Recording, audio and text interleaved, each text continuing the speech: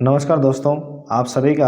Maths Vikram Brar YouTube channel पर हार्दिक स्वागत है। देखिए दोस्तों, हमारे यूट्यूब चैनल पर आपको टाइम से टाइम जो रेलवे बोर्ड के जो सर्कुलर अभी आ रहे हैं लेटेस्ट अपडेट, उनके संबंध में वीडियो बनाकर मैं आपको बता रहा हूँ। और जो भी स्पष्टीकरण है, जो रूल है, उसको अच्छी तरीके से एक्सप्लेनेशन में कर रहा हूँ। उम्मीद कर रहा हूँ कि आपको उनसे सहायता मिल रही होगी और आगे भी आपको इसी तरीके की अगर आप सहायता प्राप्त करना चाहते हो और जानकारी जो आपके लिए फ़ायदेमंद होगी वो प्राप्त करना चाहते हो तो आप हमारे यूट्यूब चैनल को सब्सक्राइब कर सकते हैं। आपके दोस्तों के साथ वीडियो शेयर कर दीजिए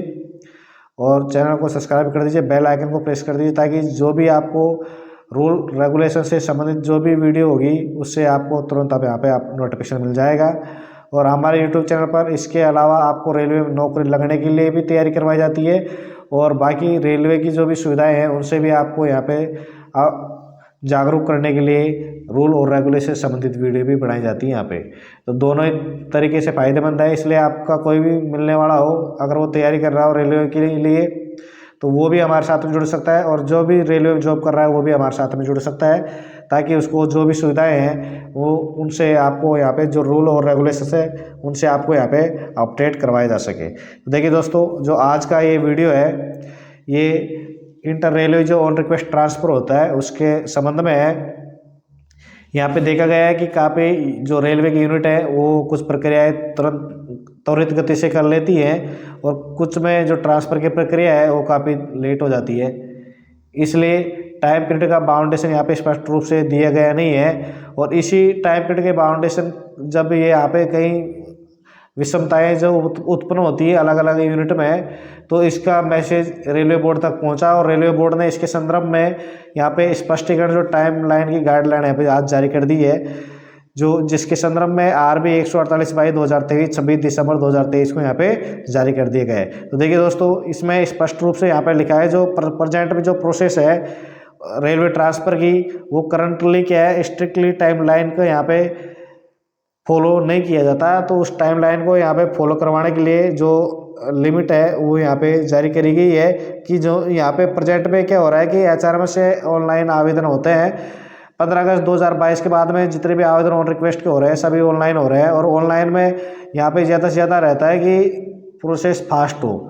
और यहाँ पे जो ऑफलाइन के अभी भी आवेदन पेंडिंग में उनके चलते प्रोसेस यहाँ पे स्लो हो जाती है। जो दक्षता है, जो ट्रांसपेरेंसी है, उसको गवर्नमेंट यहाँ पे बढ़ाना चाहती है। इसी के संदर्भ में यहाँ पे जो टाइमलाइन है वो यहाँ पे जारी करी गई है और इस टाइमलाइन को मैं आपको यहाँ बता रहा हूँ। यहाँ पे 5 पॉइंट जारी किए गए हैं और जो 5 पॉइंट यहाँ पे जारी किए गए हैं ये क्या है, यहाँ पे जो 5 पॉइंट जारी किए गए हैं ये बाय एनुअल है, यानी आपको यहाँ पे 2 टाइम पीरियड रहेंगे साल में। क्या रहेंगे यहाँ पे साल में 2 टाइम पीरियड रहेंगे। आप देखोगे जो फर्स्ट नंबर का टाइम पीरियड है यहाँ पे एक तो 10 अप्रैल तक का है यहाँ पे कि आपके पास में जो भी यूनिट है संबंधित यूनिट उसको यहाँ पे 10 अप्रैल के पास में जो आपके पास में स्टाफ के द्वारा जो भी ऑनलाइन रिक्वेस्ट आपके पास में आएगी उसमें से आपको यहाँ पे लिस्ट तैयार करनी है और डाटा आपको प्रिपेयर कर लेना है कि 10 अप्रैल और 10 अक्टूबर तक कि आपके पास में कितने आवेदन यहाँ पे आपको प्राप्त हुए। Division unit to assess provisionally number of staff and categories. अब यहाँ पे कैटेगरी का मतलब यहाँ पे बता रहा है कि आपको जैसे इंजीनियरिंग डिपार्टमेंट होता है अपने पास में, ऑपरेटिंग डिपार्टमेंट होता है, SNT डिपार्टमेंट होता है, किस किस की मतलब कौन कौन से डिपार्टमेंट की आपके पास में यहाँ पे ऑनलाइन आवेदन यहाँ पे प्राप्त हो रहे हैं ऑन रिक्वेस्ट के, कि आपको कैटेगरी वाइज यहाँ पे लिस्ट तैयार करनी है। और उसी का जो एक्शन प्लान है inter railway on request transfer का, तो यहाँ पे 2 लेके चल रहा है। यहाँ पे एक तो 10 अप्रैल है और एक 10 अक्टूबर है। यहाँ पे 2 सर्किल के अनुसार यहाँ पे टाइम यहाँ पे टारगेट डेट यहाँ पे ली हुई है। इसके बाद में जो सेकेंड नंबर का पॉइंट आप देखोगे यहाँ पे division unit to convey consent for यहाँ पे एकोमोडेट दी स्टाफ और रिजेक्ट दी रिक्वेस्ट, यहाँ पे कि जो सहमति या असहमति जो भी आपको देनी है उस पर वो आपको यहाँ पे डेट दी है उसकी कि जैसे संबंधित यूनिट को भेजने में सहमति है या किसी को तो उससे संबंधित सहमति या असहमति देने के लिए आपको यहाँ पे 2 डेट दी हुई है, एक 30 अप्रैल और यहाँ पे एक 30 अक्टूबर यहाँ पे दी हुई है। इसके बाद में जो फाइनल प्लान बनाना पड़ेगा अपने को division for on request transfer to be prepared by division base, जो अपने अनुभाग प्रभारी हैं उनके द्वारा यहाँ पे प्लान बनाना पड़ेगा। जो क्या प्लान बनाना पड़ेगा कि जो एप्लीकेशन यहाँ पे जो भेजने के लिए तैयार है एप्लीकेशन, उनका भी अपने को नंबर फिगर बनाना पड़ेगा और लिस्ट बनानी पड़ेगी। और जो आपने यहाँ पे रिजेक्ट कर दिए हैं उनको भी आपको यहाँ पे लिस्ट यहाँ पे बनानी पड़ेगी। और जो ये काम आपको करना पड़ेगा यहाँ पे, फर्स्ट जो साइकिल है उसके लिए 20 मई लास्ट डेट दे रखी है यहाँ पे, और जो सेकंड साइकिल है उसके लिए यहाँ पे 20 नवंबर यहाँ पे लास्ट डेट दे रखी है। अब इसके बाद में देखिए, आप देखोगे आपको यहाँ पे देखने पे पता चलेगा कि पहले डेट में यहाँ पे एम्प्लॉय के द्वारा सबमिट कर दिया गया, यहाँ पे नंबरिंग देख ली गई है। इसके बाद में रिजेक्ट करने का और आगे भेजने की जो प्रोसेस है 2 नंबर में हो चुकी है। 2 नंबर में इसके बाद में जो 3rd नंबर का पॉइंट है, इसमें फाइनल रूप से जो 2nd नंबर का पॉइंट था उसमें भेजने की और नहीं भेजने की बातें हो चुकी है, किसको भेजना किसको नहीं भेजना।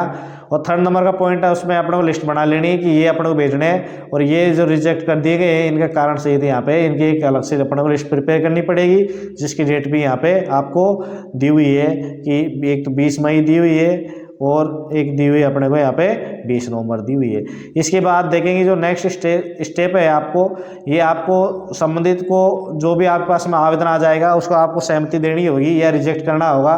भाई जब भी ऑन रिक्वेस्ट आवेदन कहीं भी जाता है तो उसको यहाँ पे सहमति मिलेगी या रिजेक्ट होगा, वो उसके लिए भी आपको सहमति देनी है, रिजेक्ट करना है, उसके लिए भी यहाँ पे डेट यहाँ पे दी हुई है जो 31st साइकिल के लिए, और यहाँ पे 30 नवंबर है। अब यहाँ पे देखोगे आप कि जो यहाँ पे फर्स्ट है कि एक चीज़ क्या है, यहाँ पे जो 3rd नंबर का है प्लान, उसमें आप लोग भेजना है एक्सेप्ट और रिजेक्टिंग लिस्ट में देनी है। अब क्या होता है कि ऑनलाइन में तो कहीं अगर आपके पास वैकेंसी नहीं है तो यहाँ पे प्रायोरिटी लिस्ट भी यहाँ पे आप जारी कर सकते हो, या प्रायोरिटी लिस्ट में से भी आप ले सकते हो सही, और यहाँ पे गलत एप्लीकेशन के अनुसार रिजेक्ट कर सकते हो, जो सही है उसको प्रायोरिटी लिस्ट में आप यहाँ पे ले सकते हो। अब इसके बाद में देखिए, आप जो 5 नंबर का ऑप्शन यहाँ पे दे रखा है पॉइंट, इसमें आपको दे रखा है कि 30/6 और यहाँ पे 30/12 है। आपकी 30/6 और 30/12 का क्या है, यहाँ पे जो भी आपकी प्रोसेस होनी है यहाँ पे 30/6 और 30/12 है 30 जून तक, और ये हो जाएगी 30 नवंबर तक जो प्रोसेस आपकी फाइनल है वो हो जाएगी। इसके बाद में आपको जो कैंडिडेट यहाँ पे रिलीव करने होंगे, यहाँ पे जो रिक्वेस्ट ट्रांसफ़र जो स्टॉप होंगे 3 महीने के लिए के हो जाएंगे, स्टॉप हो जाएंगे। रिक्वेस्ट ट्रांसफ़र है उनके ऊपर कोई प्रक्रिया यहाँ पे नहीं होगी। अब यहाँ पे प्रक्रिया इसलिए नहीं होगी, क्या होता है देखिए दोस्तों, यहाँ पे जो ये रेलवे बोर्ड का जो रूल जारी किया गया एकदम अच्छा रूल है, इसके लिए सपोर्ट मैं भी करूँगा कि इसके सपोर्टिंग ये है कि इसमें 2 सर्किल बना दिए और 2 सर्किल के अनुसार ही आपको यहाँ पे प्रोसेस यहाँ पे होगी। अब 2 सर्किल के अनुसार प्रोसेस कैसे होगी, ये 5 नंबर का पॉइंट एक बार क्लियर कर देता हूँ, उसके बाद मैं आपको बताऊंगा। यहाँ पे ये 5 नंबर का पॉइंट में आपको दिया हुआ है यहाँ कि 3 महीने के लिए ट्रांसफ़र बंद है। इसके बाद में जो रिलीविंग आपको करेंगे 30 सितंबर तक, जो पहला जो सर्किल है उसके कैंडिडेट, जो पहला साइकिल है उसके कैंडिडेटों को यहाँ पे 30 सितंबर तक यहाँ पे रिलीव कर दिया जाएगा, और जो सेकंड साइकिल है उसके कैंडिडेटों को यहाँ पे रिलीव कर देंगे कितना, 30 मार्च तक रिलीव कर देंगे। अब देखेंगे आप जो फर्स्ट साइकिल है उसकी आवेदन 10 अप्रैल तक यहाँ पे इन्होंने आवेदन काउंटिंग कर लिए थे,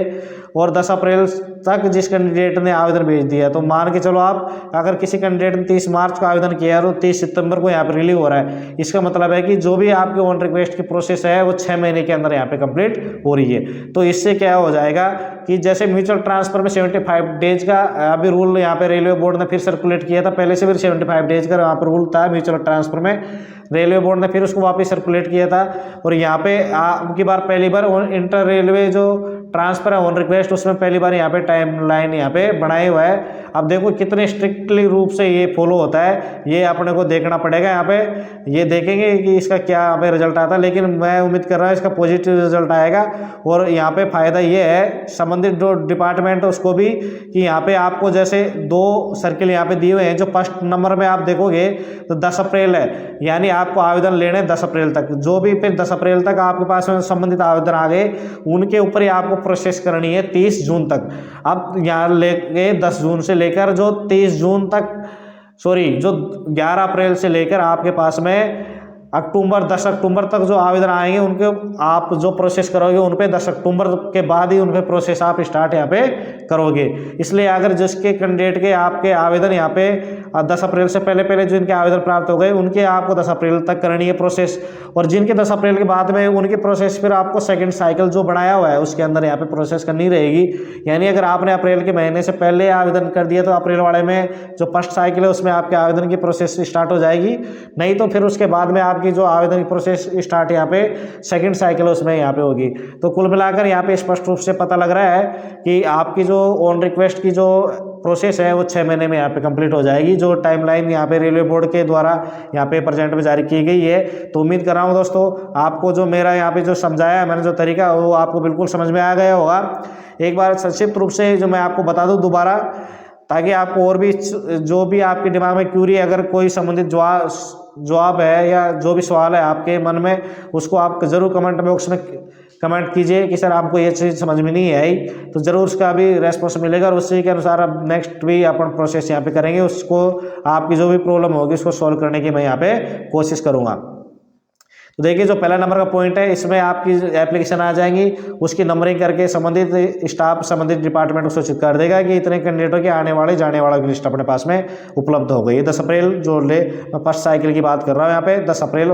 को लेके, अब जैसे ये मिल जाएगी उसके बाद में किसको रिजेक्ट करना है किसको एक्सेप्ट करना है उसके अनुसार यहाँ पे 30 अप्रैल को सेकेंड लिस्ट यहाँ पे बना देंगे। इसके बाद में तो थर्ड नंबर के आ जाएगी, अगर जो भी आपने एक्सेप्ट कर लिया उनकी लिस्ट देनी पड़ेगी और सेकंड जो रिजेक्ट कर दिया उनकी लिस्ट देनी पड़ेगी। अगर कोई आवेदन अपने पास वैकेंसी नहीं है और उनको अपन लेना है तो प्रायोरिटी रजिस्टर में भी उनको अपन ले सकते हैं, प्रायोरिटी लिस्ट वहाँ पे बना सकते हैं। ये इसकी डेट रह गई 20 मई। अब इसके बाद में जो फोर्थ नंबर का जो ऑप्शन है इसमें अगर सहमति देनी है रिजेक्ट करनी संबंधित यूनिट को अपन भेजना है, जो प्रोसेस अपन करनी है एक्सेप्टिंग रिजेक्टिंग वाली